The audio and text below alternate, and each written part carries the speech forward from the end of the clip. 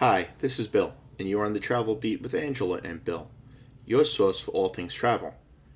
Today we take you to Orlando's Universal Studios, where we recently stayed at the Endless Summer Surfside Resort. We'll take you on a property tour, a tour of our room, and tell you the advantages of this hotel and any areas that we think could have been improved upon. So sit back, enjoy the video. We hope you learned something, and we hope it helps you make your decision for your next travel plans.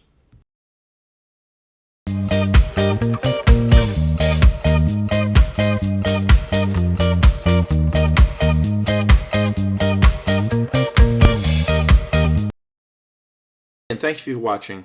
This is a tour of the room number 1514 that we stayed at this past weekend.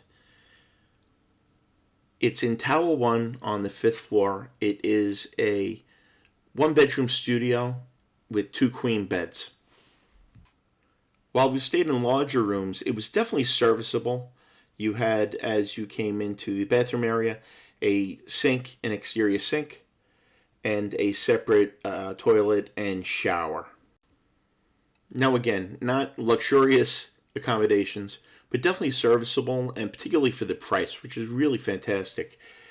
The hotel itself and the room is in great shape. It was well maintained. It was clean. It is a little bit older than the Universal Studios Endless Summer Dockside, which is directly across the street. It's also a little bit smaller, which we kind of liked. There is extra bedding, as you can see there. There was plenty of space for clothes and storage.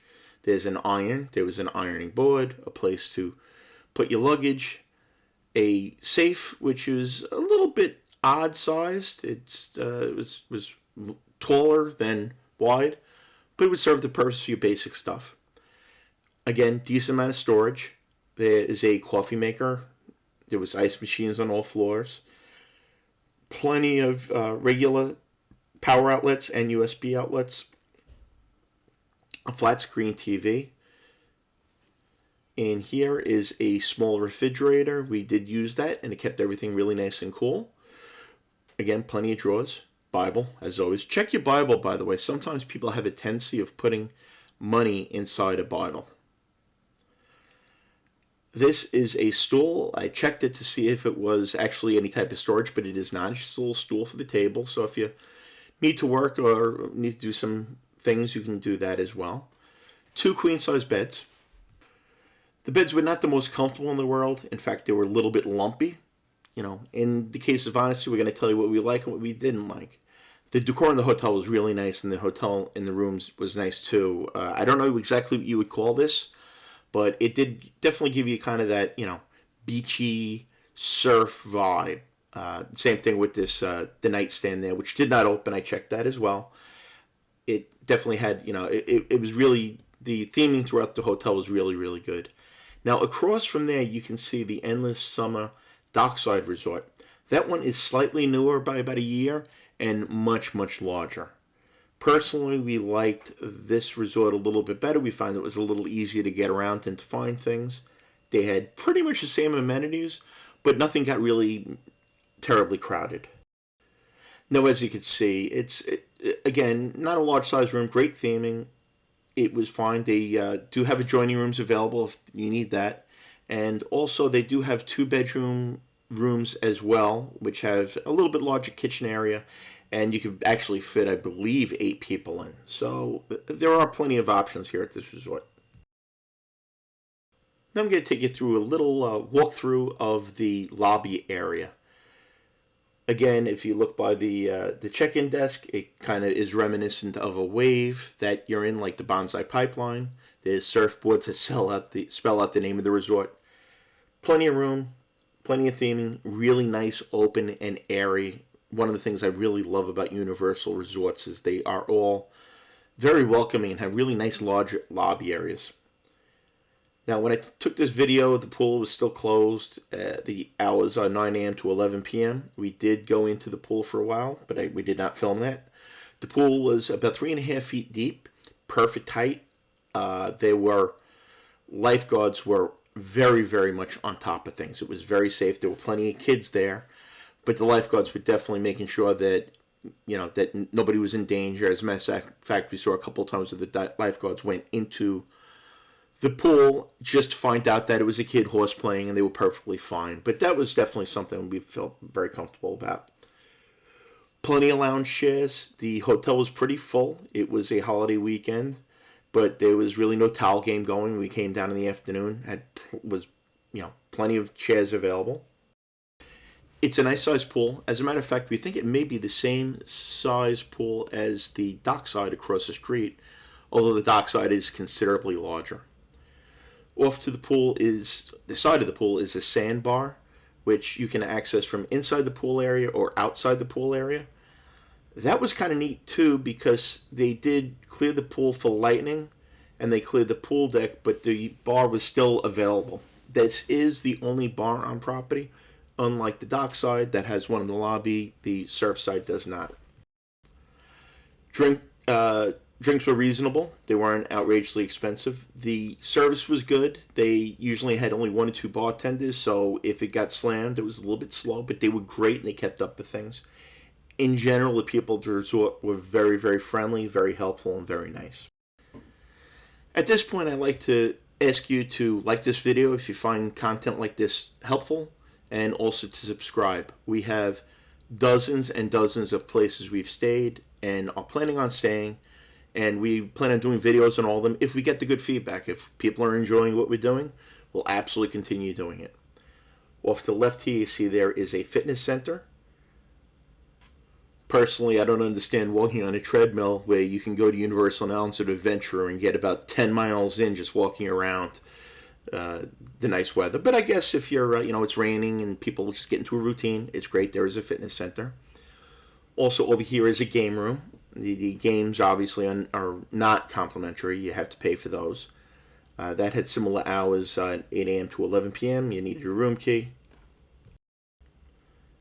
Again, it's a really nice hotel. It is not luxury by any stretch of the imagination, but the prices are nowhere near luxury prices either. They can range. Again, I'm not going to quote exact prices. You can reach out to me or your travel agent or through Universal and get pricing on things. But in general, it's one of the better priced resorts in any of the theme parks in Orlando. They have a buffet area also, which is in most of the value resorts at Universal.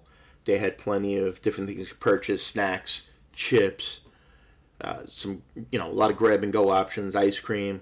They had beer, some wine, soda, all kinds of drinks, milk, things you would need. It's not exactly a timeshare where you're going to be doing a lot of cooking or anything like that. The room we had, obviously, you saw it did not have a microwave or a stove.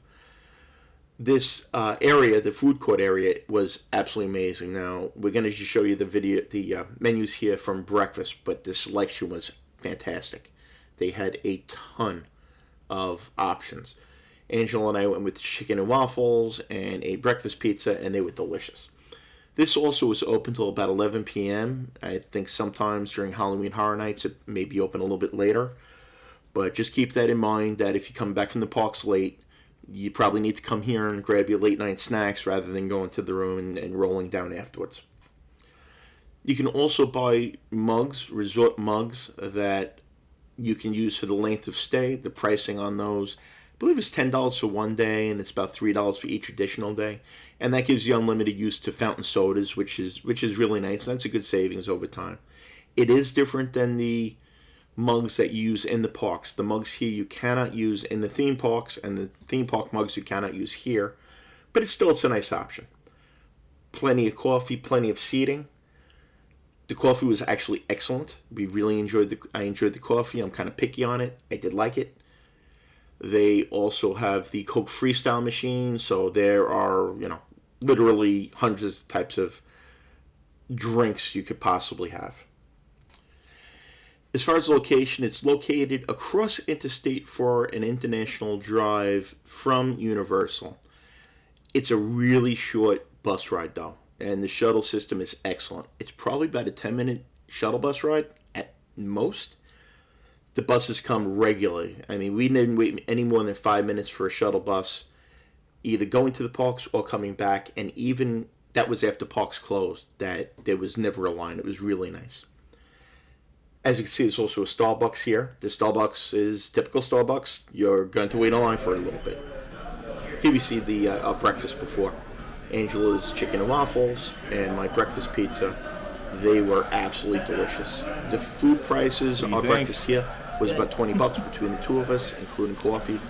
Definitely not bad. The food was fresh and it was huge portions. There was also plenty of parking. There's a parking garage attached to the resort, which was very smooth. Checking in was smooth. Checking out was smooth. They have a small Universal store here with, of course, all your Harry Potter gear, and then also a lot of things that you may need. T-shirts, they had bathing suits, sunscreen, basic essentials. A very small Universal store. But they had some pretty cool stuff. And they also had logo gear from the resort itself. Again, if you're watching this far, I'd really like to thank you. Angela and I have been to so many resorts over the years, and we plan on going to so many others. We've been to almost all the Universal resorts, all of the Disney resorts, with a few exceptions. We do a lot of cruising. We go to NASCAR races. So we plan on adding a lot of this content. And there's my wife now. Did it return? Of course, this all depends on you. If you're enjoying this video, please like it. Also, subscribe. That way you don't miss out on any of the content that we publish. Put that notification bell on. And leave comments. Comments really let us know whether we're servicing you and the time we're putting into this is worthwhile. Also, let us know if you've stayed at the Endless Summer Surfside Resort or any other Universal resorts and what you thought of it compared to other resorts you've stayed at the theme parks. So our final thoughts on the Universal Endless Summer Surfside Resort. And yes, that is a mouthful to say, especially when you confuse it with the Surfside, which is across the street. I'm sorry, the Dockside, which is across the street. I wish I would name them a little bit differently. Anyway, we really, really enjoyed this resort. Angela and I discussed it. We've stayed at a lot of these resorts. We really feel that this may be the best value resort that we've stayed at on either Universal or Disney property. It's not too big that you get lost or it takes you forever to get to bus transportation or to get from one end of the resort to the other. Everything, it's kind of compact. It is clean. The pricing you cannot beat.